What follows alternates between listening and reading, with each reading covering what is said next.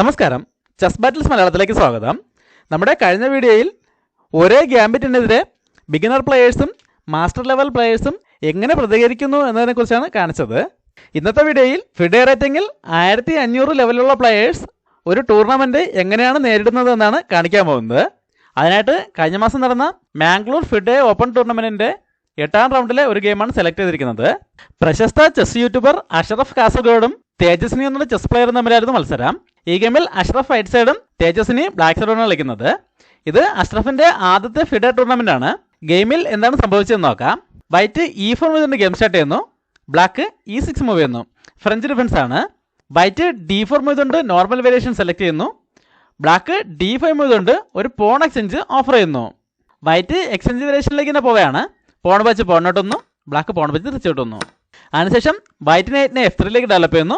Black നൈറ്റിനെ C6ലേക്ക് develop ചെയ്യുന്നു. വൈറ്റിന് ഇപ്പോൾ വേണമെങ്കിൽ ബിഷപ്പിനെ ഡെവലപ്പ് ചെയ്തുകൊണ്ട് ആ നൈറ്റിനെ പിൻ ചെയ്യാം. എന്നാൽ വൈറ്റ് ഇപ്പോൾ ഇങ്ങനെ ഒരു പിന്നിങ്ങിലേക്ക് പോകുന്നില്ല. ബിഷപ്പിനെ D3ലേക്ക് ഡെവലപ്പ് ചെയ്തുകൊണ്ട് കാസ്റ്റിംഗുള്ള സൗകര്യം ഉണ്ടാക്കുന്നു. ബ്ലാക്ക് നൈറ്റിനെ F6ലേക്ക് ഡെവലപ്പ് ചെയ്ത ശേഷം കിങ്സ് എല്ലിലേക്ക് കാസ്റ്റിംഗ് ചെയ്യുന്നു. ഇവിടെ ഇപ്പോൾ ബ്ലാക്കിനും ബിഷപ്പിനെ ഡെവലപ്പ് ചെയ്തുകൊണ്ട് കാസ്റ്റിംഗിന് ശ്രമിക്കാം. എന്നാൽ വൈറ്റിൻ്റെ ബിഷപ്പ് ഈ D3ലേക്ക് വന്നതോടെ ക്വീനും വെച്ച് ഈ D4ലെ പോണിനുണ്ടായിരുന്ന സപ്പോർട്ട് നഷ്ടപ്പെട്ടിരിക്കുകയാണ്. ഇപ്പോൾ ആ പോണിന് നൈറ്റിൻ്റെ സപ്പോർട്ട് മാത്രമേ ഉള്ളൂ. ബ്ലാക്ക് ആ അവസരം ഉപയോഗപ്പെടുത്താൻ ശ്രമിക്കുകയാണ്. ബിഷപ്പിനെ G4ലേക്ക് ഡെവലപ്പ് ചെയ്തുകൊണ്ട് വൈറ്റിൻ്റെ നൈറ്റിനെ പിൻ ചെയ്യുന്നു.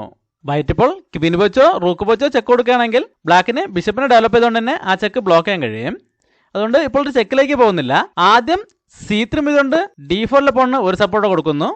ബ്ലാക്ക് ബിഷപ്പിനെ D6ലേക്ക് ഡെവലപ്പ് ചെയ്ത ശേഷം റൂക്ക് വെച്ച് ചെക്ക് കൊടുക്കുന്നു. ഈ ചെക്ക് ബ്ലോക്ക് ചെയ്യുന്നതിനായിട്ട് ബ്ലാക്ക് ഈ ഡെവലപ്പായ ബിഷപ്പിനെ തന്നെ വീണ്ടും മൂവ് ചെയ്യുകയാണ്. ബിഷപ്പിനെ E7ലേക്ക് കൊണ്ടുവരുന്നു. ഇതോടെ ബ്ലാക്കിന്റെ ആ ബിഷപ്പ് പിന്നിങ്ങിലായിരിക്കുകയാണ്. വൈറ്റ് ആ പിന്ന് ഉപയോഗപ്പെടുത്തിക്കൊണ്ട് ബ്ലാക്കിന്റെ കിങ് സൈഡ് വീക്കാക്കാൻ ശ്രമിക്കുകയാണ്. അതിനായിട്ട് ബിഷപ്പിനെ G5ലേക്ക് ഡെവലപ്പ് ചെയ്തുകൊണ്ട് നൈറ്റിനെതിരെ അറ്റാക്ക് കൊടുക്കുന്നു.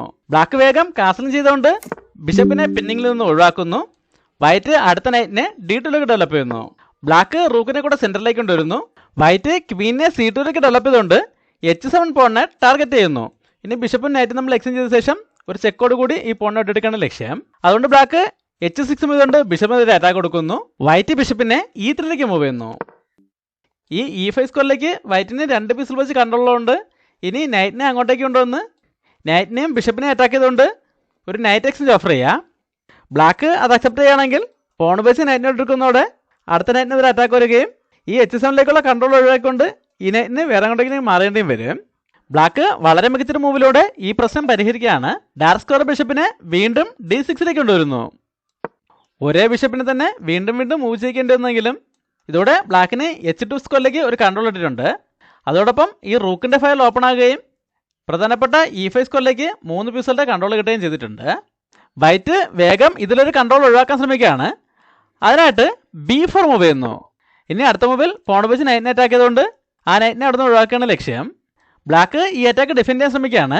അതിനായിട്ട് A6 മൂവ് ചെയ്തുകൊണ്ട് ആ സ്ക്വയറിലേക്ക് ഒരു കൺട്രോളർ കൊണ്ടുവരുന്നു. വൈറ്റ് A4 മൂവ് ചെയ്യുന്നു. ഇനി ഈ അറ്റാക്ക് ഡിഫെൻഡ് ചെയ്യാൻ കഴിയില്ലെന്ന് മനസ്സിലായിക്കൊണ്ട് ബ്ലാക്ക് അഡ്വാൻസ് ആയിട്ട് നൈറ്റിനെ E7ലേക്ക് മൂവ് ചെയ്യുന്നു. വൈറ്റ് നൈറ്റിനെ E5ലേക്ക് കൊണ്ടുവന്ന് ബ്ലാക്കിൻ്റെ ബിഷപ്പിനെതിരെ അറ്റാക്ക് കൊടുക്കുന്നു. നേരത്തെ സൂചിപ്പിച്ച പോലെ തന്നെ ഇപ്പോൾ ബിഷപ്പും നൈറ്റും തമ്മിൽ എക്സ്ചേഞ്ച് ചെയ്യണമെങ്കിൽ പോൺ വെച്ച് പോണിട്ടുമ്പോൾ ഈ കൺട്രോൾ ഒഴിവാക്കിക്കൊണ്ട് നൈറ്റിന് വേറെ അങ്ങോട്ടേക്ക് മാറേണ്ടി വരും. അതുകൊണ്ട് ബ്ലാക്ക് ഇപ്പോൾ ഇങ്ങനെ ഒരു എക്സ്ചേഞ്ചിലേക്ക് പോകുന്നില്ല. പകരം അറ്റാക്കിൽ നിന്നും ബിഷപ്പിനെ H5ലേക്ക് മൂവ് ചെയ്യുന്നു. വൈറ്റ് F4 മൂവ് ചെയ്യുന്നു. ബ്ലാക്ക് വേഗം ആ നൈറ്റിനെ അവിടെ ഒഴിവാക്കാൻ ശ്രമിക്കുകയാണ്. അതിനായിട്ട് നൈറ്റിനെ G4ലേക്ക് മൂവ് ചെയ്തുകൊണ്ട് നൈറ്റിനെയും ബിഷപ്പിനെയും ഫോർക്ക് ചെയ്യുന്നു. ഇത് വൈറ്റിന് വളരെ പ്രധാനപ്പെട്ട ഒരു തീരുമാനം എടുക്കാനുള്ള സമയമാണ്. ഇപ്പോൾ ബോർഡിൻ്റെ സെൻറ്ററിലുള്ള വൈറ്റിൻ്റെ ഈ നൈറ്റ് വളരെ സ്ട്രോങ് ആണ്. എന്നാൽ ഈ നൈറ്റിനെ പോലെ തന്നെ ഇപ്പോൾ ഇവിടുത്തെ ബിഷപ്പ് പെയറും വളരെ സ്ട്രോങ് ആണ്. എന്നാൽ ഈ അറ്റാക്കുള്ള ബിഷപ്പിനെ ഇപ്പോൾ എങ്ങോട്ടേക്കും മാറ്റാൻ സ്പേസ് ഇല്ല. ഇപ്പോൾ ഈ നൈറ്റിനെ എങ്ങോട്ടെങ്കിലും മാറ്റിക്കൊണ്ട് ഈ ബിഷപ്പിന് മൂച്ചുള്ള സ്പേസ് ഉണ്ടാക്കിയാലും ബ്ലാക്കിന് ഈ നൈറ്റും ബിഷപ്പും തമ്മിൽ എക്സ്ചേഞ്ച് ചെയ്യാം. എന്നാൽ ഈ നൈറ്റും നൈറ്റായിട്ട് എക്സ്ചേഞ്ച് ചെയ്യാൻ പറ്റില്ല. നൈറ്റ് ബേസ് നൈറ്റായിട്ടാണെങ്കിൽ പോൺ ബേസ് തിരിച്ചിട്ടുമ്പോൾ ബ്ലാക്കിൻ്റെ ഈ ബിഷപ്പ് ട്രാപ്പിലാകും. എന്നാൽ ഈ നൈറ്റിന് ഇവിടെ തന്നെ തുടരാൻ കഴിയുമെന്ന് ഉറപ്പില്ല. കാരണം ഈ ബിഷപ്പും നൈറ്റും തമ്മിൽ എക്സ്ചേഞ്ച് ചെയ്യാനും സാധ്യതയുണ്ട്. ഇതെല്ലാം കണക്കിലെടുത്ത് വൈറ്റ് ഇവിടെ ഈ ബിഷപ്പിന് വേണ്ടി നൈറ്റിനെ ഒഴിവാക്കുകയാണ്. നൈറ്റ് വെച്ച് നൈറ്റിനോട്ടൊന്ന് ബ്ലാക്ക് ബിഷപ്പ് വെച്ച് തിരിച്ചിട്ടൊന്നു. വൈറ്റ് വേഗം തന്നെ ഒരു അറ്റാക്കിലേക്ക് പോവുകയാണ്. ആദ്യം F5 മൂവ് ചെയ്തുകൊണ്ട് ബിഷപ്പിൻ്റെ ഡയഗണൽ ഓപ്പൺ ചെയ്യുന്നു. ഈ മൂവിന് പിന്നിൽ 2-3 ഉദ്ദേശങ്ങളുണ്ട്. ഒന്നാമത്തത് അടുത്ത മൂവിൽ F6 മൂവ് ചെയ്തുകൊണ്ട് നൈറ്റിനെ അറ്റാക്ക് ചെയ്തുകൊണ്ട് തന്നെ അടുത്ത ബിഷപ്പിൻ്റെ ഡയഗണൽ കൂടെ ഓപ്പൺ ചെയ്യാം. ബ്ലാക്ക് അപ്പോൾ പോൺ വെച്ച് മുന്നോട്ടാണെങ്കിൽ ഈ G5 വീക്കാകും. അല്ലെങ്കിൽ ഈ ബിഷപ്പിനെ ട്രാപ്പ് ചെയ്യാൻ ശ്രമിക്കാം. അതായത് ഇപ്പോൾ വൈറ്റിൻ്റെ പോണിന് ഈ G6ലേക്ക് അത് കൺട്രോളുണ്ട്. ഇനി അടുത്ത മൂവിൽ H3 മൂവ് കൊണ്ട് ബിഷപ്പിൻ്റെ അറ്റാക്ക് കൊടുക്കാം. അപ്പോൾ ആ ബിഷപ്പിന് സേഫായിട്ട് പോകാൻ വേറെ സ്കോറുകളൊന്നുമില്ല. H5ലേക്ക് മൂവ് ചെയ്യേണ്ടി വരും. ആ സമയത്ത് G4 മൂവ് കൊണ്ട് ആ ബിഷപ്പിനെ അറ്റാക്ക് ചെയ്യുന്നതോടെ ബിഷപ്പ് ട്രാപ്പിലാകും. എന്നാൽ ബ്ലാക്ക് അടുത്ത ഒരു മൂവിൽ തന്നെ ഈ പ്രശ്നങ്ങളെല്ലാം പരിഹരിക്കുകയാണ്. F6 മൂവ് ചെയ്തുകൊണ്ട് പോണിനെ സ്റ്റോപ്പ് ചെയ്യുന്നു. ഇനി എന്തായാലും പോൺ വെച്ച് നെറ്റിനെതിരെ അറ്റാക്ക് കൊടുക്കാൻ പറ്റില്ല. അതുപോലെ തന്നെ ഇപ്പോൾ ഈ ഡയഗണൽ പൂർണ്ണമായും ക്ലോസ് ആയിരിക്കുകയാണ്. ഇനിയിപ്പോൾ പോൺ വെച്ച് ബിഷപ്പിനെതിരെ അറ്റാക്ക് വന്നാലും ബിഷപ്പിനെ ഇങ്ങോട്ടേക്ക് മാറ്റിയ ശേഷം ആ ബിഷപ്പിനെ അറ്റാക്കിൽ നിന്നും രക്ഷപ്പെടാനുള്ള അവസരമുണ്ട്. എന്നാൽ ഇവിടെ ബ്ലാക്കിൻ്റെ മറ്റു കരുക്കൾ നോക്കുകയാണെങ്കിൽ അവയൊന്നും വേഗത്തിൽ ഗെയിമിലേക്ക് വരാനോ അല്ലെങ്കിൽ കിങ്ങിനെ കവർ ചെയ്യാനോ കഴിയുന്ന ഒരു പൊസിഷനിലല്ല ഉള്ളത്. ഈ ഒരു കാര്യം ഉപയോഗപ്പെടുത്തിക്കൊണ്ട് വൈറ്റ് ഇവിടെ അടുത്തൊരു അറ്റാക്കിന് ശ്രമിക്കുകയാണ്. നൈറ്റിനെ F3ലേക്ക് കൊണ്ടുവരുന്നു. ഇതൊരു എക്സ്ചേഞ്ച് ഓഫ് റൂട്ടാണ്. ബ്ലാക്ക് ഇപ്പോൾ ഇത് അക്സെപ്റ്റ് ചെയ്തില്ല എങ്കിൽ ആ നൈറ്റ് H4ലേക്ക് ഒന്ന് പ്രധാനപ്പെട്ട സ്കോറുകൾ കൺട്രോൾ ചെയ്യുകയും വൈറ്റിൻ്റെ അറ്റാക്കിൻ്റെ ശക്തി കൂടുകയും ചെയ്യും. അതുകൊണ്ട് ബ്ലാക്ക് ഇവിടെ ആ എക്സ്ചേഞ്ചിലേക്ക് തന്നെ പോവുകയാണ്. ബിഷപ്പ് വെച്ച് നൈറ്റിനോട്ടൊന്നു, വൈറ്റ് പോൺ വെച്ച് തിരിച്ചിട്ടുന്നു. ഇതോടെ G5 ഓപ്പൺ ആയിട്ടുണ്ട്. ബ്ലാക്ക് ഇവിടെ വേഗം ക്വീനിനെ കൂടെ ഗെയിമിലേക്ക് കൊണ്ടുവരാൻ ശ്രമിക്കുകയാണ്. അതിനായിട്ട് ആദ്യം C6 മൂവ് ചെയ്യുന്നു. വൈറ്റിന് വേണമെങ്കിൽ ഇപ്പോൾ തന്നെ ക്വീനെ G2ലേക്ക് കൊണ്ടുവന്ന് G7ലെ പോണിനെ പിൻ ചെയ്ത ശേഷം ബിഷപ്പ് വെച്ച് ഇങ്ങനെ ഒരു അറ്റാക്കിന് ശ്രമിക്കാം. എന്നാൽ വൈറ്റ് ഇതേ അറ്റാക്ക് തന്നെ മറ്റൊരു രീതിയിലാണ് ചെയ്യാൻ ശ്രമിക്കുന്നത്. അതിനായിട്ട് ആദ്യം കിങ്ങിനെ H1ലേക്ക് മൂവ് ചെയ്യുന്നു. ഇവിടെ ബ്ലാക്കും ക്വീനെ ഗെയിമിലേക്ക് കൊണ്ടുവരാണ്. ക്വീനെ C7ലേക്ക് കൊണ്ടുവരുന്നു. ഇപ്പോൾ H2ലേക്ക് കൺട്രോൾ കിട്ടുന്നുണ്ട്.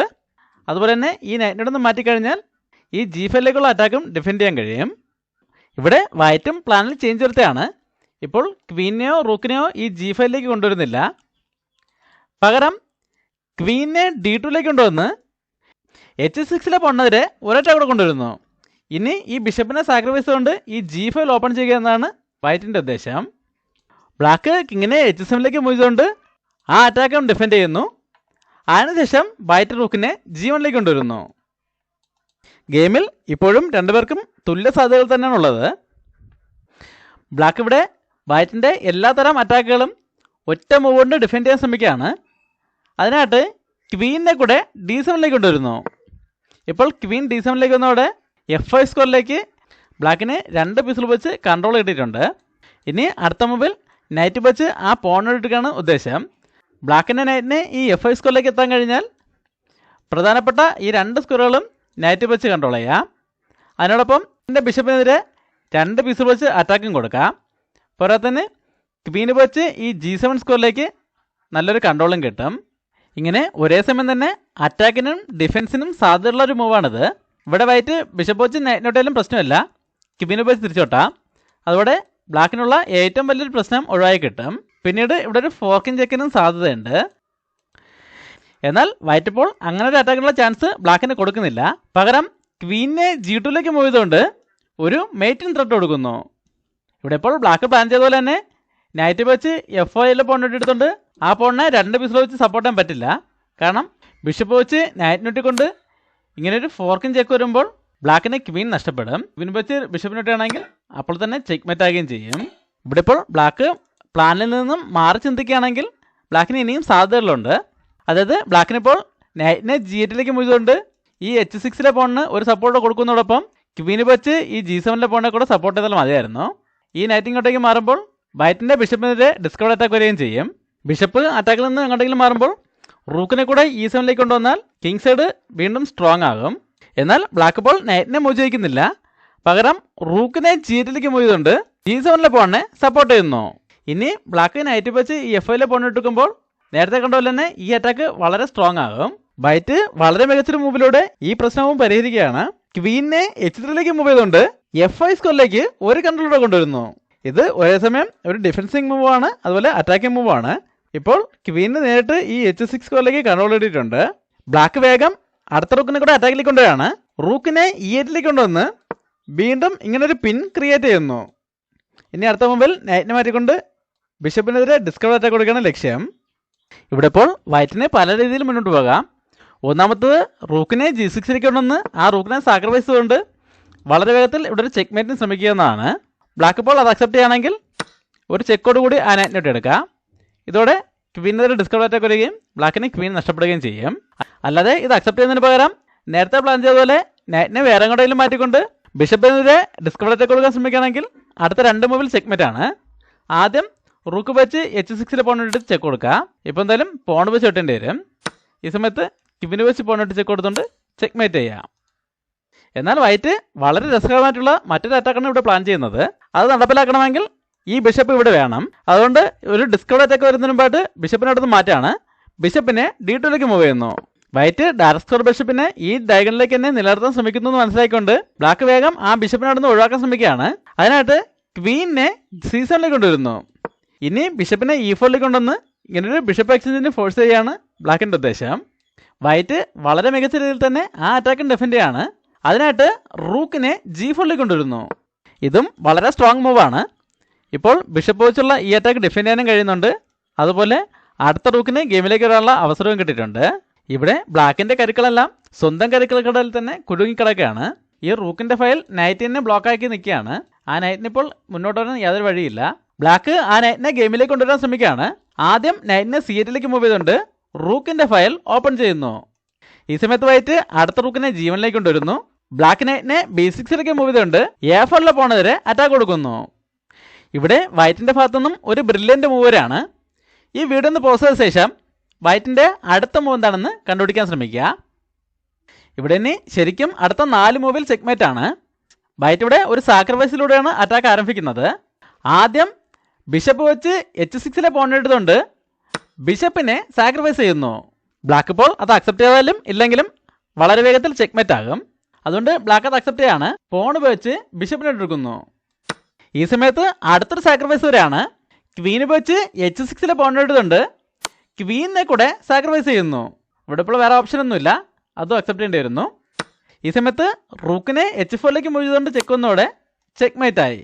നേരത്തെ ആ ബിഷപ്പ് സാക്രിഫൈസ് അക്സെപ്റ്റ് ചെയ്തില്ല എങ്കിൽ എന്ത് സംഭവിക്കും നോക്കാം. ഇവിടെ ഇപ്പോൾ ഇത് അക്സെപ്റ്റ് ചെയ്തില്ല എങ്കിൽ അടുത്ത മൂവിൽ ബിഷപ്പിനെ മാറ്റിക്കൊണ്ട് ഡിസ്കവേർഡ് ചെക്ക് വരുമ്പോൾ അപ്പോൾ തന്നെ ചെക്ക്മേറ്റ് ആണ്. കിങ്ങിന് മുജാൻ വേറെ സ്ക്വയറുകളൊന്നുമില്ല. അതുകൊണ്ട് റൂക്കിനെ മാറ്റിക്കൊണ്ട് കിങ്ങിന് മുജാനുള്ള സ്പേസ് ഉണ്ടാക്കുകയാണെങ്കിലും ബിഷപ്പ് വെച്ച് പോൺ ഇട്ടുകൊണ്ട് ഡിസ്കവേർഡ് ചെക്ക് കൊടുക്കുക. ഇവിടെയും ഒരു ഓപ്ഷനേ ഉള്ളൂ, കിങ്ങിന് G8 മാറേണ്ടി വരും. ഈ സമയത്ത് ബിഷപ്പിനെ H8 മാറ്റിക്കൊണ്ട് റൂക്ക് വെച്ച് ഡിസ്കവേർഡ് ചെക്ക് കൊടുക്കുക. ഇവിടെ ഇപ്പോൾ വേറെ ഓപ്ഷനുകളൊന്നുമില്ല. ക്വീന് വെച്ച് ബ്ലോക്ക് ചെയ്യണമെങ്കിൽ റൂക്ക് വെച്ച് ക്വീനോട്ട് ചെക്ക് വരുമ്പോൾ അപ്പോൾ തന്നെ ചെക്ക്മേറ്റ് ആകും. അല്ലാതെ കിങ്ങിനെ F7 മൂവ് ചെയ്താലും ക്വീന് വെച്ചോ റൂക്ക് വെച്ചോ ചെക്ക് വരുമ്പോൾ ചെക്ക്മേറ്റ് ആകും. വളരെ നല്ലൊരു ഗെയിം തന്നെയായിരുന്നു. ആദ്യ ടൂർണമെൻറ്റിൽ തന്നെ വളരെ മികച്ച പ്രകടനം നടത്തിക്കൊണ്ട് അഷ്റഫ് ടൂർണമെൻറ്റിലെ 5ാം സ്ഥാനവും ഫിഡെ റേറ്റിംഗും നേടിയിരിക്കുകയാണ്. അഷ്റഫിന് അഭിനന്ദനങ്ങൾ. ആദ്യമായി കിട്ടിയ ഈ റേറ്റിംഗിൽ നിന്നും വളരെ വേഗം 2000-ലേക്കും അതിന് മുകളിലേക്കും പോകട്ടെ എന്ന് ആശംസിക്കുന്നു. അടുത്തൊരു വീഡിയോ വീണ്ടും കാണാം. നന്ദി, നമസ്കാരം.